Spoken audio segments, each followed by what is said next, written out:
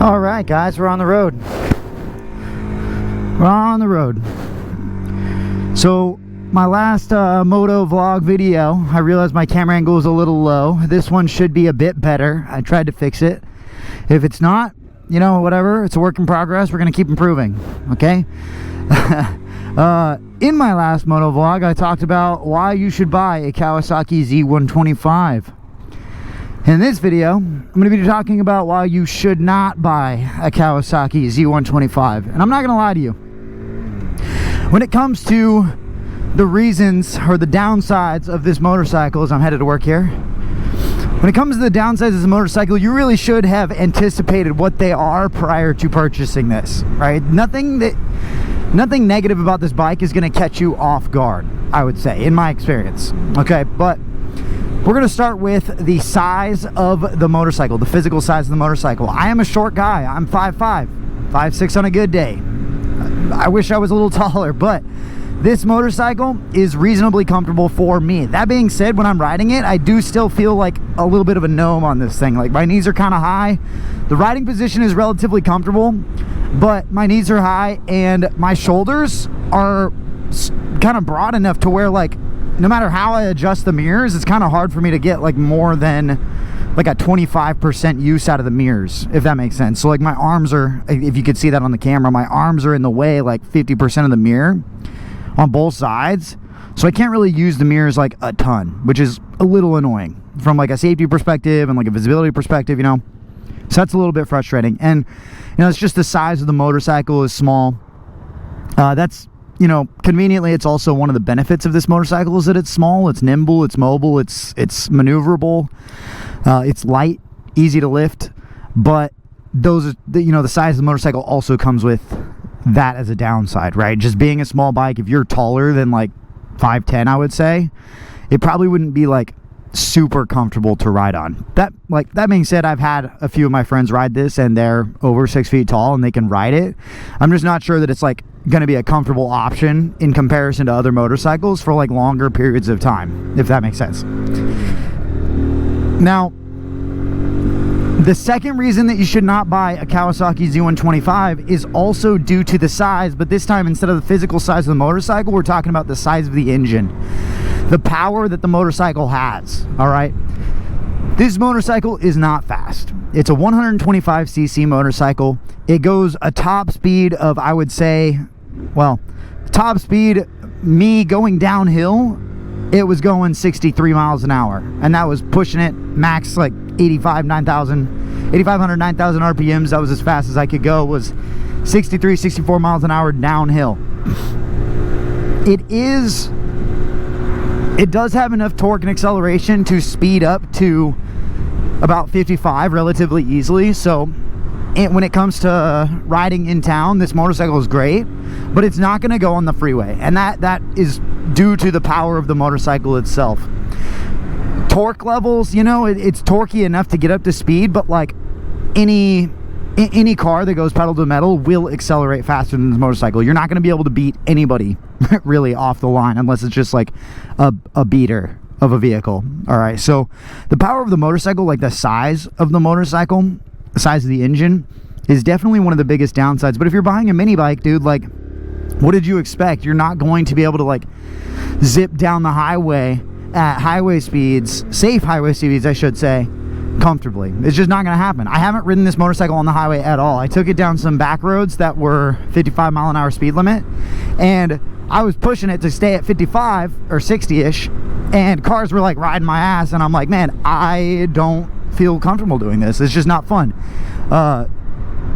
It's crazy because there are like e-bikes and electric bikes or whatever, like basically electric motorcycles in a basic sense that will go 45, 50, 55 miles an hour and you can ride them in the bike lane, which is just nuts to me. That doesn't make any sense, because this motorcycle, you need a motorcycle endorsement to have.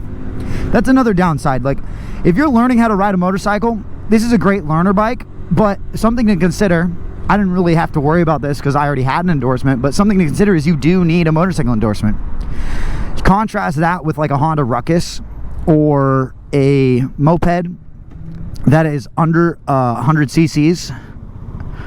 What is it, 49 cc? Maybe it's under 50 cc. I don't remember what the qualifications or criteria is for needing motorcycle endorsement versus not needing motorcycle endorsement. But for the Z125s and the Grumps, if you were looking at those, you would need a motorcycle endorsement to ride it. So that's another thing to consider if you're contemplating buying a Z125. Really, it comes down to, like, if you want a motorcycle that is big and fast and, you know, you feel cool riding it or whatever, like you're able to just pop wheelies and blast down the roads at whatever speed you want, outrun cops, whatever crazy things you're trying to do, this is not the motorcycle for you, and you should not buy it. It's just not a good choice given the alternatives.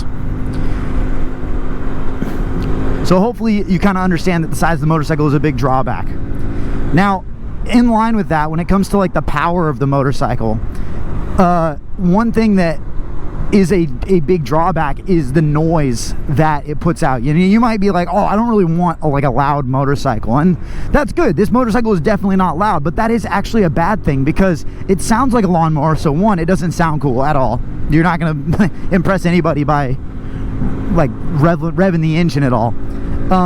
But two, it's also unsafe because riding a bike this small, when you're on the road, cars can't hear you, and if they can't hear you, they don't expect there to be a motorcycle anywhere around them. So maybe they don't check their blind spot, maybe they just change lanes without a blinker, maybe they merge and they're not even looking. You know, like there's so many things when you're riding that can happen, and having a louder bike, like being able to throttle up the engine or like rev the engine to let them know you're there, is a plus. Being able to throttle and have enough torque to get out of the way and speed past someone is also part of the safety of the motorcycle. So it is a little bit, I would say it's a little bit dangerous in the sense that like other cars won't be able to hear you, and you're also so small, so they won't be able to see you either. Definitely something worth considering when buying the motorcycle. So we talked about the size of the bike, we talked about the size of the engine, we talked about the noise, the sound of the motorcycle, and these are all reasons that you should definitely consider not buying a Z125 if any of those things are important to you. One other thing worth mentioning, and I'll probably end up cutting this video short because we're still a ways away from my work, but one thing also worth considering is when you're riding this, like the wheels, I don't know, I'm not sure what you would say the diameter of that wheel is, maybe like 1.5 feet, maybe 2 feet, I don't know, I haven't measured them or anything, but the wheel size is such that like the tires are wide, which means you've got pretty decent traction and everything, but they're so small that you can get caught in like the grooves of the road or potholes or imperfections in riding conditions. So like the pavement, if you got big divots where the lanes, where the yellow lines are, or potholes, or like different issues on the road, you're going to feel it quite a bit on this motorcycle. Like I've had situations where I hit a pothole and I didn't see it or whatever, or it catches me and it like kind of throws me off to the side a little bit,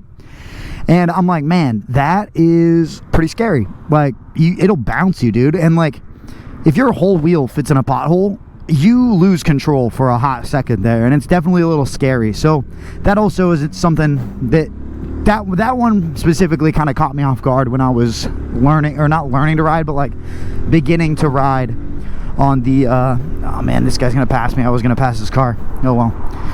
When I was learning how to ride on this Z125 specifically.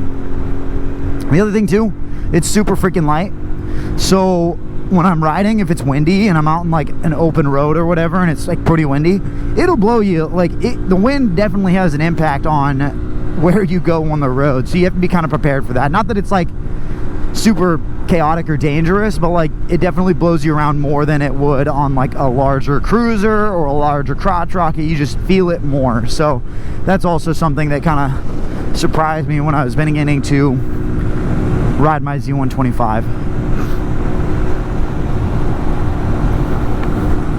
Those are the reasons that you should definitely not buy a Z125. If any of those things concern you or surprise you or make you like kind of question whether or not you should buy one of these, I mean, those are reasons enough. Like I definitely get a little bored sometimes riding this thing to and from work, and I'm like, there are situations where I'm like, man, it'd be fun to ride my motorcycle today, but I've got to go on the highway, and it just means that I have to choose not to ride my motorcycle to that place, and that's kind of a bummer.